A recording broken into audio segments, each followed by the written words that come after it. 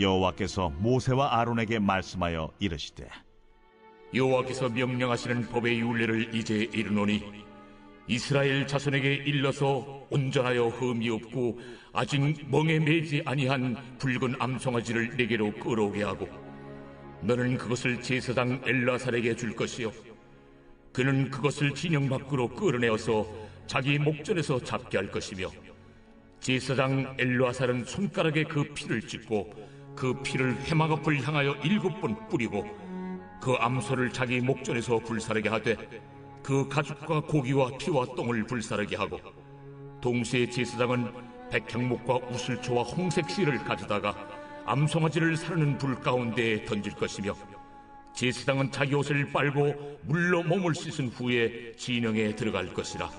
그는 저녁까지 부정하리라. 송아지를 불사른 자도 자기의 옷을 물로 빨고 물로 그 몸을 씻을 것이라. 그도 저녁까지 부정하리라.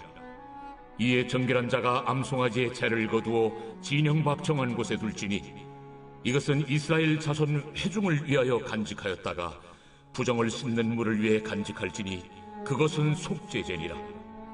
암송아지의 채를 거둔 자도 자기 옷을 빨 것이며 저녁까지 부정하리라. 이는 이스라엘 자손과 그 중에 거류하는 외인에게 영원한 율례니라.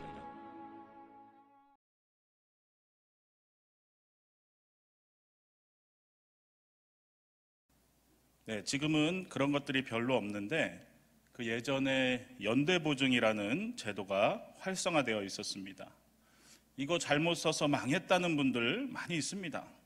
어떤 채무가 있을 때 그 채무자가 그 빚을 해결하지 못하면 연대보증을 선 사람이 대신 해결해야 하는 제도입니다.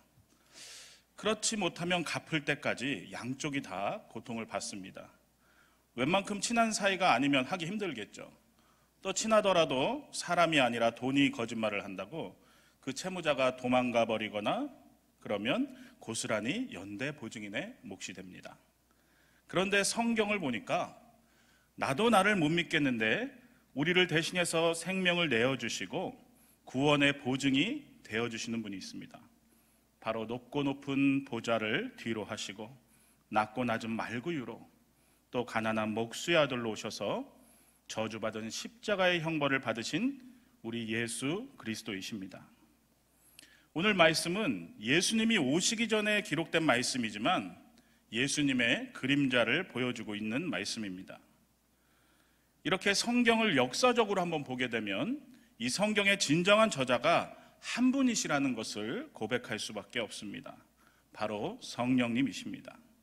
모세를 통해서 모세오경을 기록하게 하시고 여러 성경의 저자들을 통해서 성경을 기록하게 하셨는데, 바로 이 성경의 중심에 우리의 구원에 대한 약속, 예수 그리스도가 숨겨져 있는 것입니다.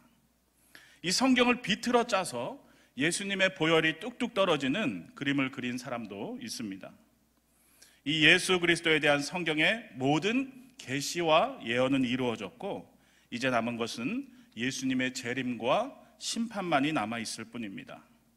이 역시 반드시 이루어질 것입니다.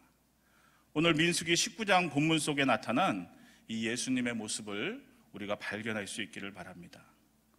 오늘 이 19장은 이스라엘 진영의 정결을 어떻게 유지할 것인가 말씀하고 있습니다.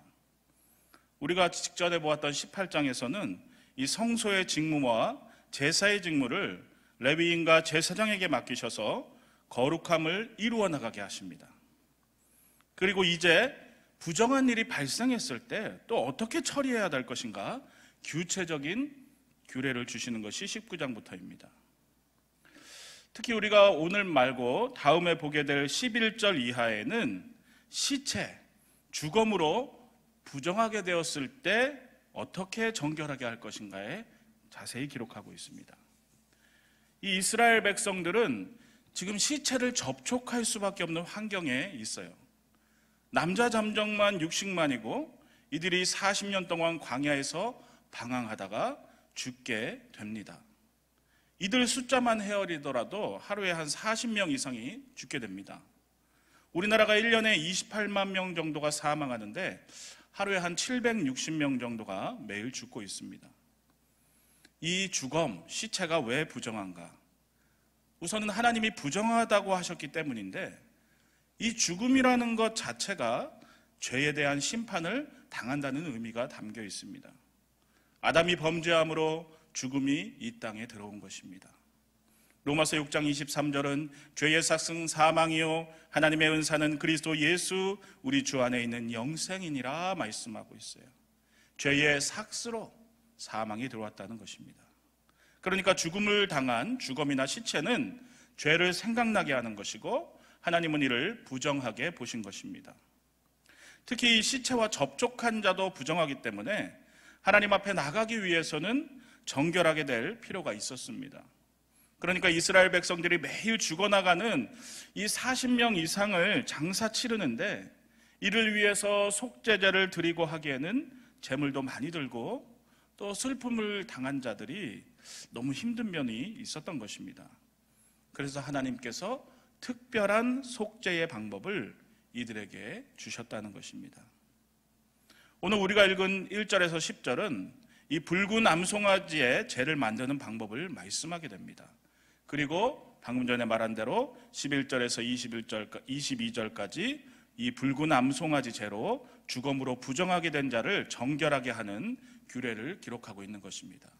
그러니까 오늘 우리가 읽은 것은 이 붉은 암송아지의 재를 만드는 방법을 먼저 알려주시고 있는 것입니다.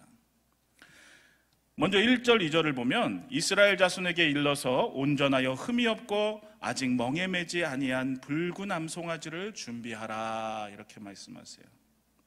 온전하고 흠이 없다는 것은 어느 한 부분도 부족한 것이 없고 다친 것도 없고 털과 가죽까지 온전한 상태를 말합니다.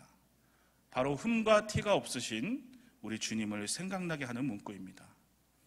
또 멍에를 매지 않았어야 하는데 이는 세속적인 목적으로 사용되지 않았어야 된다는 것입니다. 다른 제사에는 이 멍에에 대한 요구까지는 없었는데 그만큼 이 제물이 정결하고 순수해야 된다, 이것을 알려주는 것이죠. 또 온전한 속죄를 이루기 위해서는 이 피의 색과 유사한 붉은색을 가질 것을 말씀하십니다. 이 피는 성경에서 죄를 사하는 아주 강력한 요소입니다. 히브리서 9장 22절에 보면 율법을 따라 거의 모든 물건이 피로써 정결하게 되나니 피 흘림이 없은즉 사함이 없느니라 기록하고 있어요. 이 피는 생명을 상징하는 것이고 죄의 대가로 이 생명을 취하는 것이기 때문에 피를 흘림이 있어야 죄가 속해진다고 하는 것입니다. 3절을 보면 이런 피에 새긴 붉은 암송아지를 준비해서 제사장 엘르아살이 책임자가 되어서 진영 밖으로 끌어내서 목전에서 잡으라 합니다. 진영 밖으로. 그리고 4절을 보니까 성막을 향해서 그 피를 7번 찍어 뿌리라. 이 속죄의식이 바로 하나님과의 관계를 회복하기 위한 의식이라는 것을 보여주는 거죠. 성막을 향해서 뿌리는 것. 그리고 5절을 보니까 다른 속죄제와는 다르게 모든 것을 불살라서 죄를 만들게 하십니다. 이때 보면 6절에 영원한 생명과 고결한 성품을 상징하는 백향목, 그리고 또 정결하게 하는 우슬초, 그리고 피를 상징하는 또 홍색실을 함께 넣어서 불사릅니다.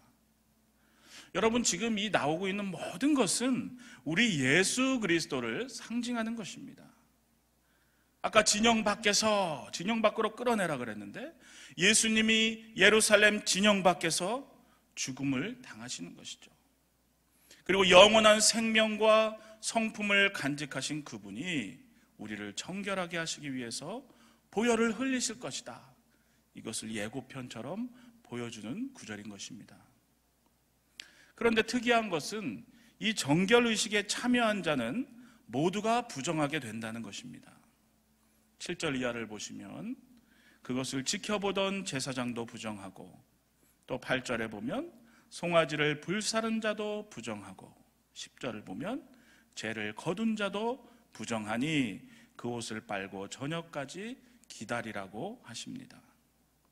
부정을 씻기 위해서 이 사용되는 죄를 만들기 위해서는 그것을 만드는 모든 사람들이 부정하게 되었던 것입니다. 그러니까 하나님께서는 이 죄를 씻는 일이 얼마나 어려운지 가르쳐 주시는 것이죠. 정결하게 되는 것은 아무런 희생 없이 쉽게 이루어지는 값싼 과정이 아니라는 것입니다. 죄의 권세는 강하고 집요하기 때문에 우리를 망하게 할 때까지 떠나려고 하지 않습니다. 우리는 죄를 가볍게 여겨서는 안 된다는 것입니다. 오직 부정한 것을 정결하게 하실 수 있는 하나님의 법을 따라서 살아야 하는 것입니다. 이는 10절에 보니까 이스라엘뿐만 아니라 외인들에게도 영원한 율례라 이렇게 말씀하고 있어요. 이미 구약인데도 죄 씻음의 길은 누구에게도 차별 없이 열려 있다, 이것을 말해주고 있는 것이죠. 인간은 인간을 차별하지만 하나님의 구원은 믿는 자 모두에게 열려 있는 것입니다. 이렇게 오늘 본문은 하나님께서 붉은 암송아지로 속죄의 길을 주신 것을 제시하고 있습니다. 오늘 말씀을 정리하면서 첫째는 죄를 속하기 위해서는 대속의 희생이 필요하다는 것입니다.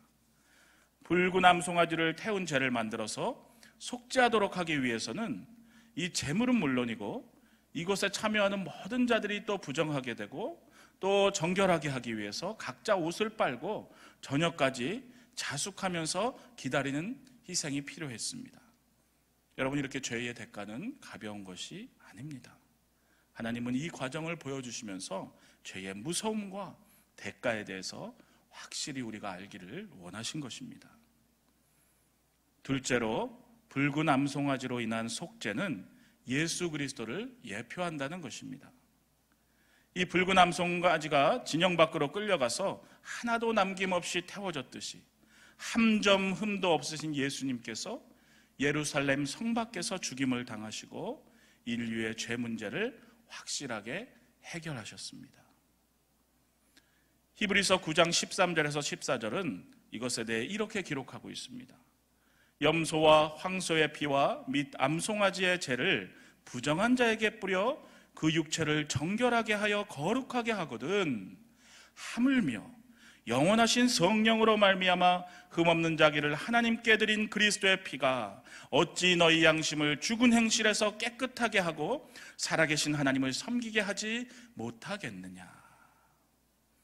여러분, 예수님의 보혈은 우리를 정결하게 하시고 죽음 가운데서 나오게 하며 하나님 앞으로 나가게 하는 능력이 있는 것입니다. 이것을 믿으시기 바랍니다. 여러분, 우리가 가는 이 길은 이 생명의 길은 예수님이 보혈로 주신 길입니다. 보혈의 능력을 의지하시고 정결한 자로 하나님을 섬기면서 이 하나님이 주신 구원의 약속을 이루어가는 저와 여러분 되시기를 축원합니다.